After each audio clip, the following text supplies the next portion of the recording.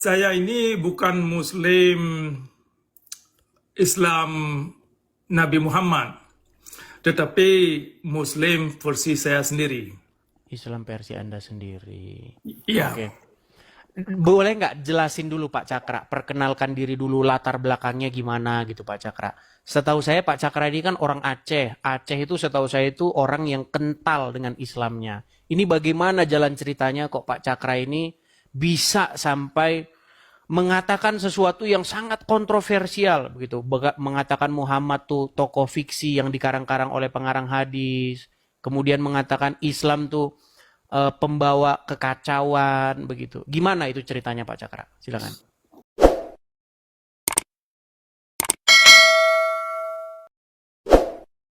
shalom, shalom Mas Ade, apa kabar? Salam Pak Cakra, kabar baik. Gimana kabar Pak Cakra? Oh, Alhamdulillah, syukur, syukur.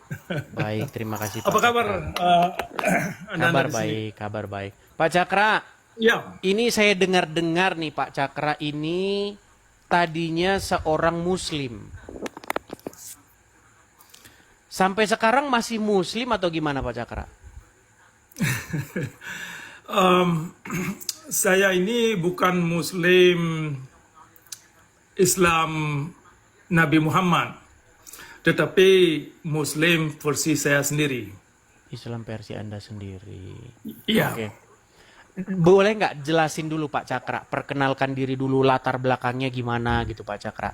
Setahu saya Pak Cakra ini kan orang Aceh. Aceh itu setahu saya itu orang yang kental dengan Islamnya. Ini bagaimana jalan ceritanya kok Pak Cakra ini bisa sampai mengatakan sesuatu yang sangat kontroversial begitu. Mengatakan Muhammad tuh tokoh fiksi yang dikarang-karang oleh pengarang hadis. Kemudian mengatakan Islam tuh pembawa kekacauan begitu. Gimana itu ceritanya Pak Cakra? Silakan. Ya baik, terima kasih atas kesempatan. Ya ceritanya panjang, tetapi bisa saya uh, sebutkan beberapa dimensi.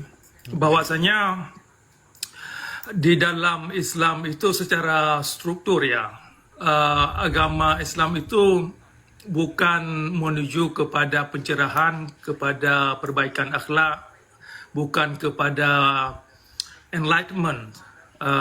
Nah, kalau Islam bukan kepada menuju kepada akhlak, tetapi diklaim sebagai akhlak, nah berarti ada kerancuan di dalam klaim yang dibuat.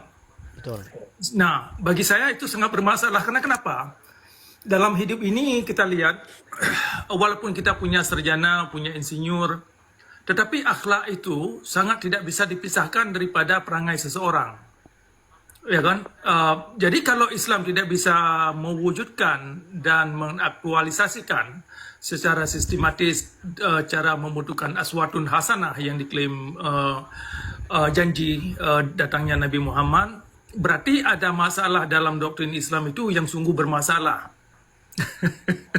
Nah, itu Contoh-contohnya nih, contoh-contoh menurut Pak Cakra, hal-hal yang memang Islam itu merupakan ajaran yang destruktif atau merusak itu apa contohnya misalnya? ya di um, banyak dimensi, tetapi di antaranya itu Islam adalah agama kebencian. Jadi benci itu kan sangat merusak, apalagi untuk anak-anak. Nah, kalau Tuhan membenci satu kaum, yaitu terutama kaum Yahudi, nah ini sangat bermasalah. Kemudian kalau Islam mengajarkan orang Islam membenci orang Kristen, orang Hindu, agama-agama lain, nah berarti umat Islam itu dibina dengan teori-teori yang demikian, sehingga mereka ketika mereka dewasa tidak bisa mengasimilasi diri mereka atau berkawan dengan orang lain, bekerja sama dalam satu usaha yang bisa menciptakan satu hasil yang baik bagi mereka sendiri dan bagi masyarakat untuk bisa kontribusi kepada negara dan seterusnya dan kepada dunia. Nah, karena kebencian ini adalah bagian daripada iman, nah ini bermasalah bagi saya. Nah, berarti ada hal yang memang sangat sangat miring dan sehingga Islam ini susah sekali mewujudkan konsep rahmatan lil alamin. Contoh-contoh konkretnya Pak Cakra, ayat-ayat yang menurut Anda itu sangat-sangat memiliki muatan yang Anda utarakan gitu, menjadi malapetaka bagi umat manusia itu ayat apa misalnya? Misalnya ya ayat 29 dan ayat 123 dari surah At-Taubah. Taubah ya. Ya, dan ayat-ayat yang ada ayat-ayat yang lain yang serupa dengan itu. Jadi Pak Cakra begini, apakah Anda setuju bahwa orang-orang yang melakukan teror begitu ya, seperti kasus bom Bali, kasus bom-bom lainnya yang terus-menerus kita lihat di Indonesia nggak kunjung usai. BNPT sampai mencari daya upaya segala upaya, tetap saja kejadian itu terus berulang. Dari zaman bom Borobudur sampai bom yang kemarin yang terbaru ya, bom yang terbaru kemarin yang gereja Katolik. Itu menurut Anda, itu memang mereka lakukan atas perintah Al-Quran itu atau bagaimana menurut Anda ini Pak Cakra? Itu saya kira sangat sangat mendasar kepada doktrin. Jadi perang memerangi atau memerangi agama lain itu memang bagian daripada tuntutan syariat. Nah, kan ada di ayat ayat 123 itu dan ayat-ayat yang lain di dalam Al-Qur'an itu yang memerangi yang menyatakan memerangi umat lain ya bentuknya macam-macam. Salah satu di antaranya ya pakai teror-teror yang demikian, bakar-bakar gereja, bakar-bakar pokoknya bikin-bikin kerusuhan. Nah, itu bagian daripada dakwah. Ya juga yang kita lihat perlakuan-perlakuan orang teroris kan bagian daripada itu. Kalau kita dengar dakwah-dakwah mereka kan sering kali mereka menggunakan ayat-ayat yang demikian. Apalagi hadis-hadis yang memang terkait dengan ya kekerasan lah. Apalagi kalau kita lebih mendalam kepada syariat Islam lebih khususnya, itu kan butir-butir syariat Islam itu kan butir-butir penganiayaan. Korban yang utama adalah ya orang Muslim itu sendiri, korban pertama.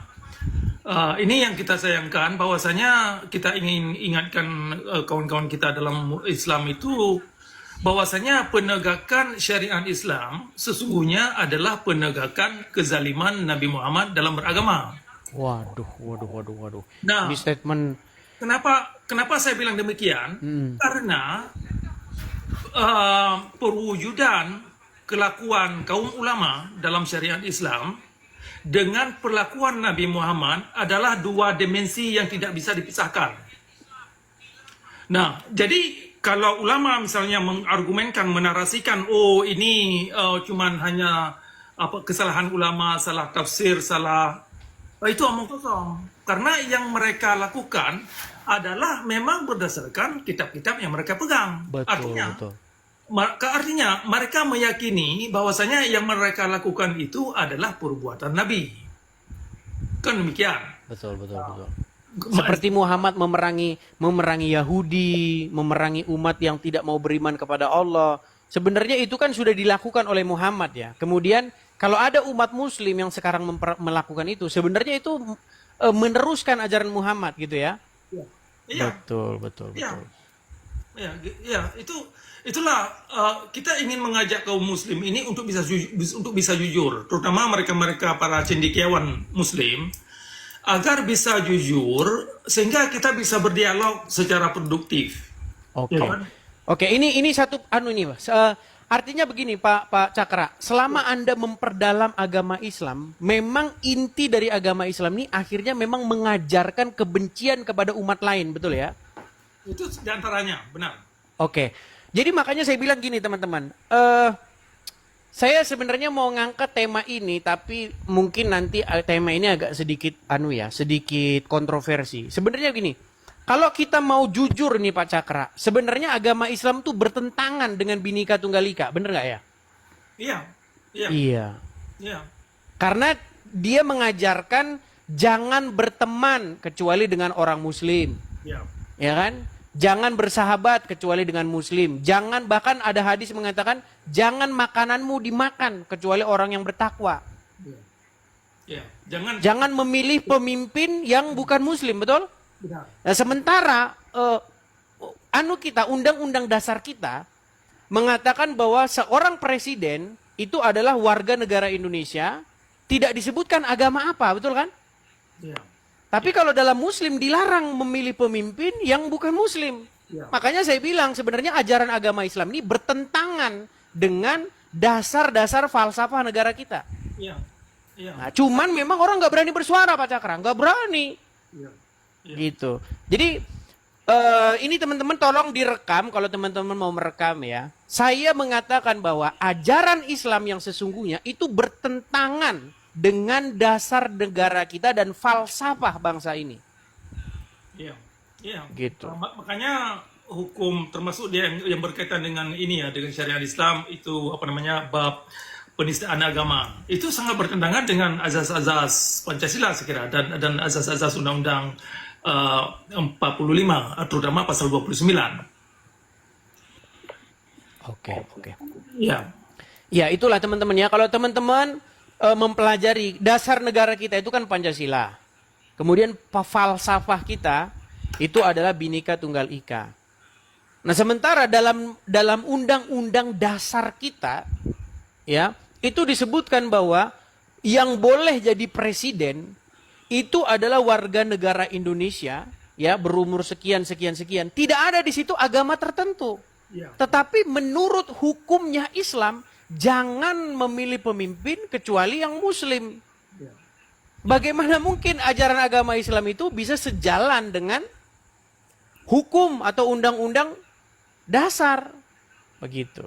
Ya, ya, ya. Makanya dulu pernah Egy Sujana itu mengeluarkan satu statement bahwa selain agama Islam itu harus dibubarkan karena bertentangan dengan Pancasila. Makanya saya balik nih sekarang. Sebenarnya yang bertentangan dengan Pancasila itu adalah agama Islam. Iya, iya. Begitu. Itu benar. Memang itulah masalah. Makanya syariat Islam itu sangat bermasalah bagi Indonesia saya kira. Karena semakin orang Muslim tenggelam dalam syariat Islam, maka semakin mereka Memberontak ya. ya benar. Dan ingin mendirikan negara syariat itu. Ya benar. Iya. Jadi buktinya, kita bicara bukti ya teman-teman. Lalu apa buktinya bahwa ajaran agama atau syariat Islam itu bertentangan dengan dasar negara kita dan falsafah negara kita? Buktinya gerakan-gerakan pemberontakan seperti DITII, ya kan, Permesta, Kahar Muzakar, itu sudah kita lihat dari sejarah bangsa kita berdiri, mereka selalu ingin memberontak. Gitu, untuk menggulingkan kekuasaan, untuk mengganti dasar hukum kita dengan syariat Islam. Itu adalah bukti bahwa sesungguhnya ajaran agama Islam itu bertentangan dengan Pancasila dan Undang-Undang Dasar 1945. Begitu. Ya benar. Itu makanya Islam yang berlandaskan teologi atau ideologi itu sangat bertentangan dengan azas-azas kemanusiaan, sangat bertentangan dengan azas-azas universal, sangat bertentangan dengan prinsip-prinsip alam. Nah, ini yang sering orang Islam tidak mengerti. Makanya kalau kita ajak mereka untuk membuktikan secara konkret mekanisme untuk mewujudkan aswatun hasanah dan agama yang rahmatan lil alamin secara ini ya methodical, secara yang bisa ditempuh langkah-langkahnya itu bagaimana, itu susah karena tidak berlandaskan kepada azas-azas yang ada pada diri kita sebagai manusia. Tetapi karena keyakinan yang buta kepada dogma buta, ini yang membuat orang Islam ini terperangkap dalam slogan. Jadi mereka menganggap, misalkan begini, ada amal ma'ruf. Yang dimengerti umat amal ma'ruf adalah kerja baik. Tetapi kalau kita pelajari semakin mendalam, yang dikandung amal ma'ruf ternyata kerja jahat. Memerangi orang lain, ya kan, kerja yang menipu demi agama, banyaklah, terutama dalam dimensi syariat Islam. Itu sudah di mata kita semua dan kawan-kawan di bawah bisa menelusuri mereka sendiri dan buktinya sudah banyak, bukan hanya di Indonesia tetapi di berbagai negara bahwasanya syariat Islam tidak dapat mengangkat marwah satu bangsa Iya, betul sekali. dan Iya, tidak dan tidak pernah mengangkat marwah kita secara iya. jasad apa namanya. Betul, betul. Artinya gini, kita kan harus bercermin dari yang sudah-sudah gitu ya. Ya, Contoh, bahkan di zaman Muhammad saja itu ketika pada zaman Khilafah Rasyidin itu bagaimana penerus-penerus Muhammad itu terjadi kekacauan di mana-mana. Terjadi disintegrasi, terjadi peperangan, saling tikai, saling bunuh, ya kan? Bagaimana seorang pemimpin saja seperti Umar bin Khattab, seperti Ali bin Abu Thalib, seperti Utsman bin Affan itu berakhir dibunuh. Gitu kan? Itulah satu bukti bahwa kita tidak mungkin bisa mengatakan bahwa syariat Islam itu memang membawa sesuatu yang baik begitu. Dari yang sudah-sudah terjadi, di mana ada syariat Islam, di situ ada kekacau balauan. Seperti misalnya yang terjadi sekarang di Afghanistan, di Pakistan, Syria, bahkan di zaman-zaman setelah Muhammad sendiri itu kekacauan di mana-mana begitu. benar. Termasuk di Afrika Barat itu kan orang-orang yang sangat radikal itu kan mereka menggunakan syariat Islam. Itu negara-negara mereka kena anjlok, padahal sumber daya alam yang dikandung oleh negara mereka itu kan sungguh banyak. Tetapi karena syariat Islam, umatnya itu miskin.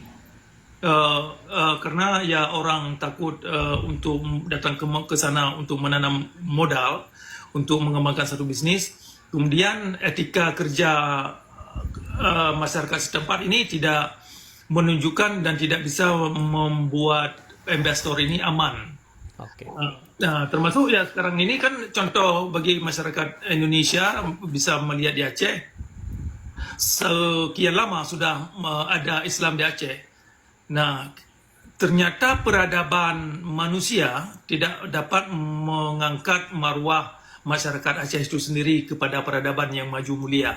Oke. Nah, artinya